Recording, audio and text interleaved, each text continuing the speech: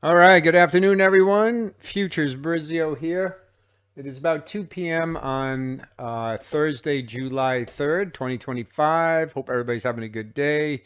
And markets, as I expected, pretty quiet today. Most of them are closing early in futures, anyways. Obviously, again, the Forex market is open, but again, even volume there is pretty light. So we'll just do a quick review here and update. Um, for the most part, pretty much as I was talking about yesterday is what's happened. So as always, before we get started, make sure you smash that like button, please. Before you forget, subscribe to the channel if you're just finding it for the first time. And if you have any questions or comments, make sure you leave them down below. And we'll just jump right in. So we'll go to futures here, and this is natural gas. So again, what I was talking about yesterday is that we have this higher time frame zone up here. Again, we pop to the 4 hour really quick. We can see this is an obvious pullback area. So technically, even though price have been going up, we still remain in a downtrend. I was talking about yesterday. We did pop through this area, through these equal highs. We came back and retested it during the overnight session. Then we popped and did make a new high. However, you can see now that we are breaking down again. Again, I didn't trade today, but certainly this was tradable. Starting around, this was around 10 a.m. New York time when we had this low, this big bear candle. And you can see prices falling back again. So I'm going to assume that this is the resumption of the downtrend that is in place on the higher time frame. We did kick out another high here. I guess you could still say that this is a support area for this little uptrend right here, but I really think it's been broken now. We did have this area here. Was kind of the structure area that I had drawn out yesterday, and you can see we easily pop through there, and that is no longer a valid zone. And so I'm actually going to just take that line off. So now we sit here. And again, I'm not trading today, but I do think we'll probably break through there and continue down. If we do, we'll certainly, I think we'll make new lows. And we didn't even really make it back up to either one of these areas up here. If we look ahead here, there is a fair value gap sitting. And again, I'm not huge on that, but there is, for those of you that look at imbalances and fair value gaps, there is one right here. I drew out, this one and this one, but there was this lower one here, and that is basically where price went to, kind of filled that gap before it sold off. Again, I'm not a big Fibonacci person, but it looks like this may be a 50% retracement. No, almost 61.8. So it is a decent confluence here about continuing to go down. And I do think we'll continue to see this downtrend on the on natural gas continue. And so and you can see the stochastic obviously reacted very strongly to this bear candle coming out of the over 80 zone and kind of blasted back down, now back down below 20. Okay. So I know, like I said yesterday, that was a question about how far we were going to go. I did say though that I felt we were still in a downtrend, but I just wasn't sure how far up we were going to go before it rolled over. And clearly, it didn't even make it up to these levels. It stopped right about here, which again, if you do trade FVGs or imbalances, this was the closest nearby one, and it looks like that's where price got to. So. Okay, so on to soybean. So again, yesterday towards the close, we had this high that got put in, and I was expecting price to pull back. And you can see today we had a little pullback, and we did pop to a new high, and now we're coming down again. And you can see these are actually the arrows that I drew on the video yesterday. When I made my video yesterday afternoon, same with these. These are the same video arrows that I drew on that video I made yesterday afternoon. And you can see, in terms of it coming down here, it did basically come down to about, not quite below the 20 zone, but down to about to it. And that's on this little pullback. And then it did pop And now we've come back again and closed down below this 20 line. Okay, we do have a little divergence on the oscillator. You know, we made a new high right here. You can zoom in a little bit. We did make a new high, you know, here. Grab this arrow. Okay, we did make a new high right there, but the oscillator put in a lower high right here. So that's, you know, kind of classic divergence. Okay. But, you know, I still, in looking at the 4-hour time frame, I still think we have broken structure. So this divergence just basically means, you know, in my opinion right now that, you know, that we're just going to pull back. And you can see the stochastic now has broken below the 20 zone. And obviously the market is now closed for the day. And I don't know if it's even open at all tomorrow. Again, either way, I'm not trading it. So we'll look next week to see if we get a push back above the 20 line on some bullish price action. Whether it comes all the way back down to this previous support level, resistance now turning into support right here. I don't know if it'll come down that far. Again, if we want to talk about imbalances, you know, there is one sitting right here. Okay, there is an imbalance area right here. Okay, and so we could potentially see price come down here, which, you know, if it hit this this level right here, that would fill the imbalance too. So anywhere, you know, inside of this big candle and down even towards this breakout, anywhere in here would be a valid pullback area, basically where I have this arrow pointing down. So I would expect to see, you know, if we're going to continue this uptrend, that's what we'll see. We'll see this price movement continue to work down to some degree. All right, and then eventually pop higher again, again with the assumption that we'll get a move to the upside, and the stochastic will pop back through the 20 zone, and we will continue on up. Okay, so that's soybean. Corn is essentially the exact same thing. We did go up and make a new high today. This was yesterday where I drew this arrow. Again, expecting price to potentially come back down, retest this area here. Again, we do have an imbalance also sitting at this. So it's much like soybeans. This candle is an imbalance candle on this breakout. And we do have this zone. So I would expect price to come down somewhere, you know, between, say, that, you know, the top of this candle and into this zone somewhere in here. So again, it's not going to happen today. Market's now closed. But to see something like that, and then at the same time, you know, then price will move back up. And at the same time, you can see we do have the stochastic has now moved down into the oversold area. And so again, what I'd be looking for is the stochastic to break back through the 20 line on some bullish price action and continue this uptrend. Okay, so that's what I'm looking for on soybeans, on corn, excuse me, very similar to soybean. And on this 10-year yield, this pretty much went textbook also to what I talked about yesterday. Again, these are the arrows I drew. You can go back and watch my video yesterday. These are the arrows I drew. And I said I expected this zone to hold. We did pop through. And I said, you know, the question is, was this a liquidity sweep and we were going to turn and break lower? Or was this little zone right here going to hold as support and then break higher? And obviously that is what happened. Price came down. We did have this big wick I mentioned yesterday. We had a little liquidity sweep right here. This little tiny doji candle right here swept below this zone. So anybody was sitting with a stop loss right here got taken out in this tiny little candle just to have price pop higher. We did have a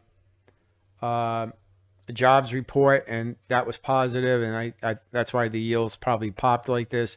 The US dollar strengthened a lot today on that news. If you look at your dollar forex pairs, you'll see they all are down quite a bit on the dollar crosses.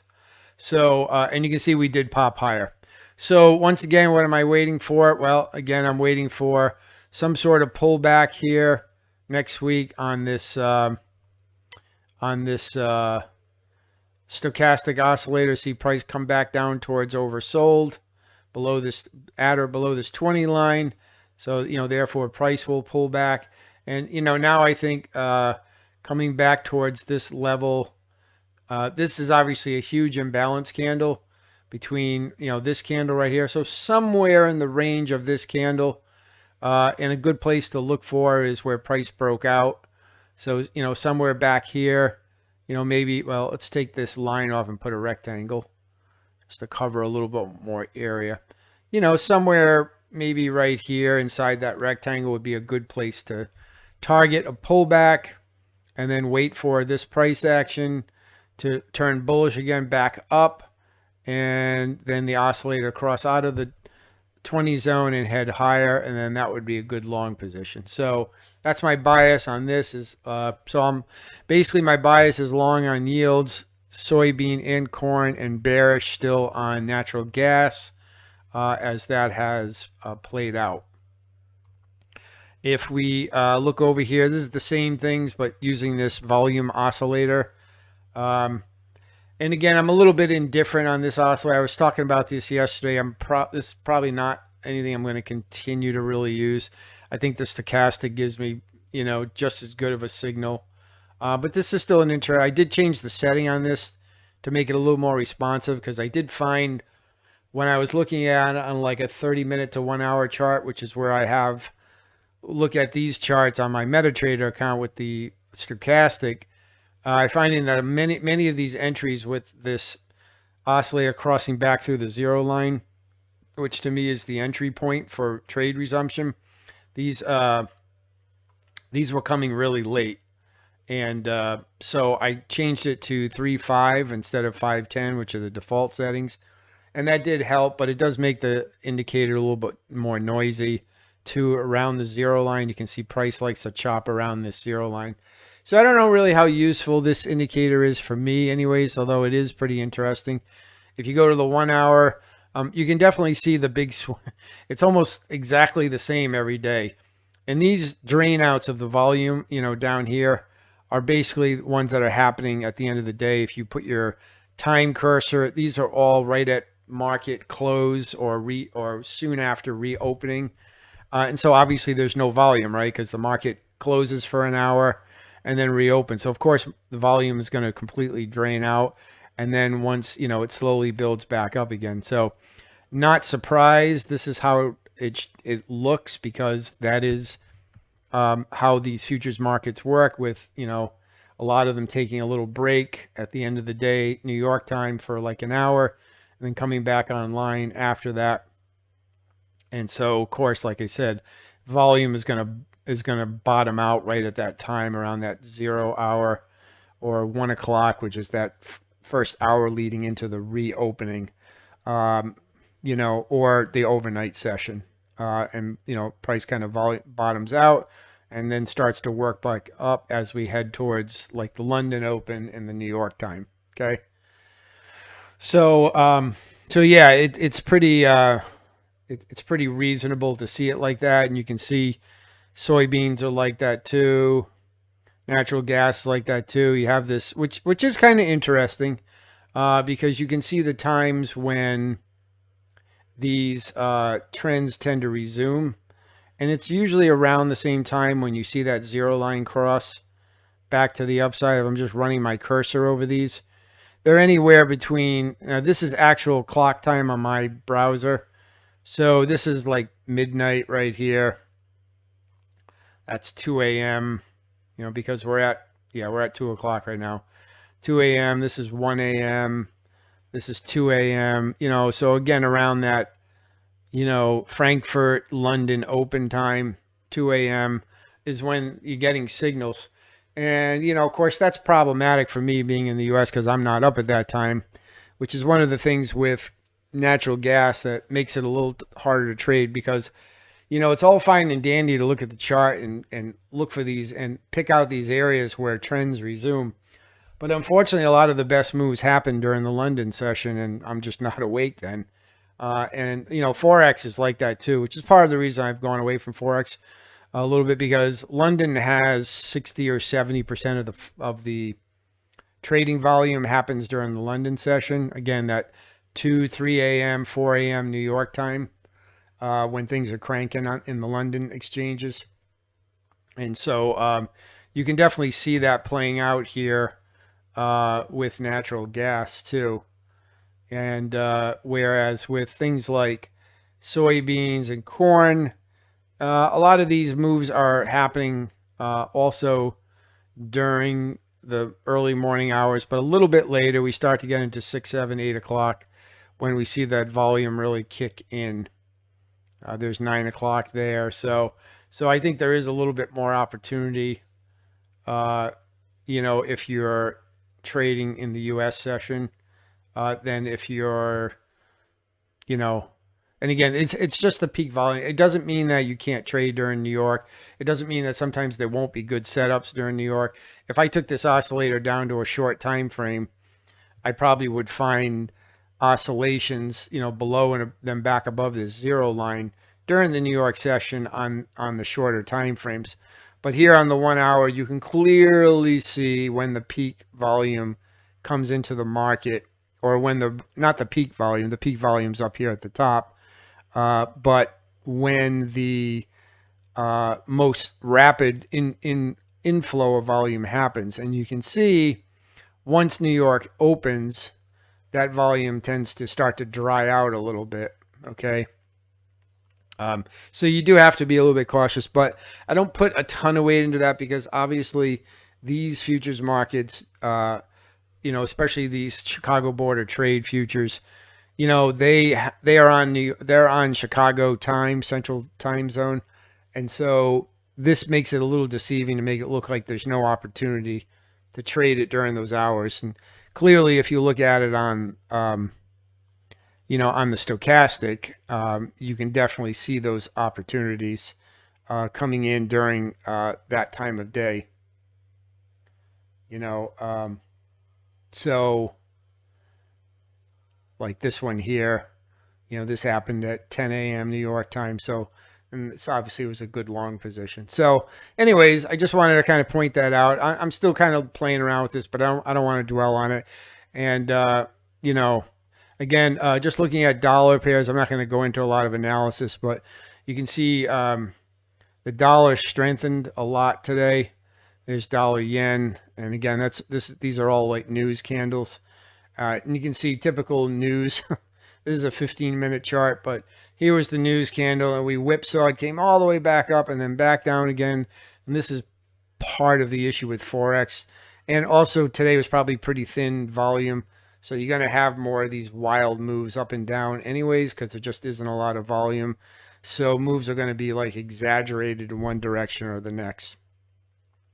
But anyways, I don't have any open positions in Forex right now. And the yen lost a lot of strength today too. And so you saw, pairs like pound yen and dollar yen rally, not only on dollar strength, but also on just yen weakness. So, all right. So, yeah, I'm going to leave it there. Just again, that's my picture on futures. And again, no trading today or tomorrow for me.